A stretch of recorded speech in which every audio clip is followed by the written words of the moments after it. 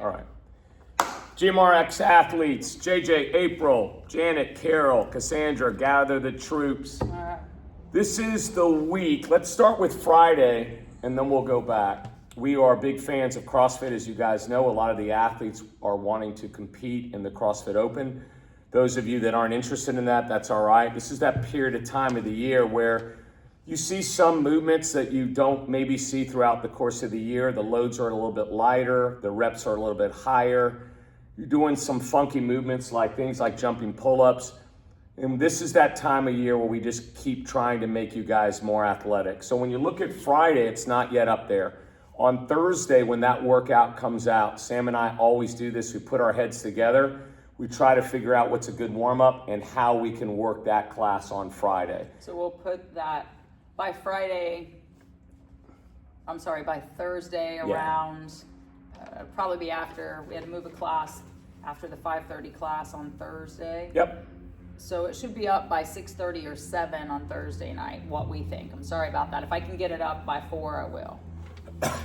Let's start on Monday. So look what we're doing here. We're doing 2,500 meters on the rower. We just recently did that. We want to get a little bit better at that on times. We talk about transition. How do you split that with your partner? That's our warm up for the day. And then obviously, like our typical Mondays, we're working on circuit work. When you look at that today, we're trying to get 4 rounds in of 3 items. I'm going to let Sam comment on one in just 1 second. First thing is, for those of you that haven't done it, jumping pull-ups. That's a workout, a piece of a workout that is often in the CrossFit Open. So jumping pull-ups will be 1. When you look at number 2, what you end up doing is 8 unbroken kettlebell deadlifts at a lighter load, whatever that load might be on the kettlebell. The 8 then goes to 6 kettlebell deadlifts, and that load's a little bit heavier, the next kettlebell up, if you will. Then it goes to 4, again, unbroken kettlebell deadlifts, and that weight goes up. So the athlete grabs, does 8, rests a little bit, walks over to the next kettlebell, does 6, rests a little bit, walks over to a little bit heavier, does the 4. So that's a set of 18. That's exactly correct. And then last, all we're trying to do is, guys, just keep you guys fresh on your squatting. We like that 2-head hold dumbbell when you do the front squat. Sam, comments? Yeah, on the jumping pull-ups, we have trouble with it. We try to explain it in at the whiteboard that the standard for this, the last time I think they had jumping pull-ups, was 6 inches above the top of the athlete's head where the bar is. And as soon as we say that, everybody wants the bar there, but the problem is, not everybody can jump their chin over the bar when the bar's that high. So starting a little lower and testing it out is what we recommend. We have concerns about safety too. So, we have the mobile bars that we can only put up so high. We try to put those up. We try to use the lower of the pull-up bars. But I noticed the other day, we have athletes that so badly want to climb onto a box to do jumping pull-ups, and they will climb on a box to do jumping pull-ups that's higher than any box they'll ever step on to do step-ups. And I'm like, my head's about to explode with that. I want to do something, treacherous, like climb on a high box to get to a bar. But have them start low, or if you're an athlete, start low and make sure you can clear the bar with your chin. Because if you're doing chin slightly under a bar, jumping pull-ups, you're not accomplishing any goal. Perfect. Yeah. Then guys, if you get down near the end there, if you're not sick of pushing and pulling a lot, then I haven't done my job, because we're pushing and pulling quite a bit. Take a look at what this is. Teams of 2. Basically, one athlete is doing ring rows, while the other athlete is working their way out in an inchworm and working their way back. So both are working at the same time. Both are working at the same time for just 20 seconds. It's not a lot of time. Let's give ourselves 30 seconds to transition between the between the 2 movements. And then obviously you guys alternate, and now that one other athlete will do the ring row and the inchworm back and forth. Go ahead. On the inchworms. On the inchworms, yeah, go ahead. Yeah, there's a note on the programming that on the inchworms, it's either an inchworm or an inchworm with an RX push-up, but I don't think we're gonna do anything in the middle of that, because it always turns into like a saggy midsection without a tight core. Exactly. So it's either a full RX push-up where your pecs touch the deck and your thighs don't, or it's an inchworm, crawl out, crawl back, don't worry about the push. Let's go to Wednesday and take a look at what we do again in the warm-up. Same old stuff. We're pulling, and once again, we're pushing.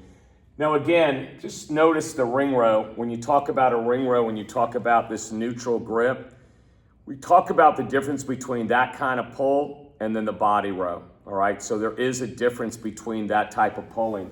The way this is gonna work here is teams of 2.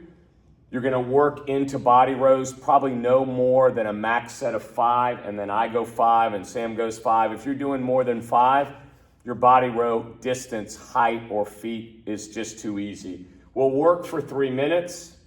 We'll rest, if you will, for 30 seconds. And then we're doing max effort push-ups. Where we at? On the ground. Put pads if you need to. On knees is fine. Eccentrics down are fine. Sam does a couple, I do a couple. Sam does a couple, I do a couple. You want to take it from there, barbell complex? Yeah, so it's on the programming sheet, but we always, so for the coaches, everybody's paired up. No, they don't have to use the same barbell, but if they can, it's commonplace to have to change the weights, even though our people don't like to change plates. The complex is a clean pull back to the deck, a power clean back to the deck into a squat clean. And so we're trying to work that technique off the deck. The squat clean could also be a power clean into a front squat, writing it down if we're not comfortable jumping into the squat clean, pulling ourselves down. Just to the athletes that are out there, we really keep on these kind of movements. We're really trying very hard to get you guys technically sound. We're also trying to get you guys to move faster. So load is always important, but on these kind of barbell complexes or a lot of the movements we've been doing, keep working on technique, keep working on speed. Now from there, the last piece of the day is we're just priming you guys a little bit. Our athletes, at least in Clearwater, love the deadlift. So all of you other athletes that are out there, our athletes recently did a 2-rep deadlift. They have an idea of what a 2-rep max deadlift looks like.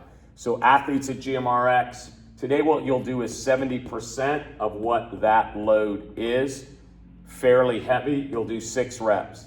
You'll alternate, if you will, with jumping. So either single unders 35, work on your double unders. If you're not comfortable spinning a rope, let's try to get a little bit of holding on. We want some elevation, jump, get off the ground a little bit. Yep. Comments on this? Yeah, on the deadlift, our community likes to build and they don't like to be stuck at the same load across, but we're starting to introduce that. So good luck. Guys, that's it. You guys in North Carolina, we hope the snow is melted and we hope you guys are coming back to the living. I know. Have a great week. We'll see what we got on Friday, guys. Hold on, I'm going. Okay.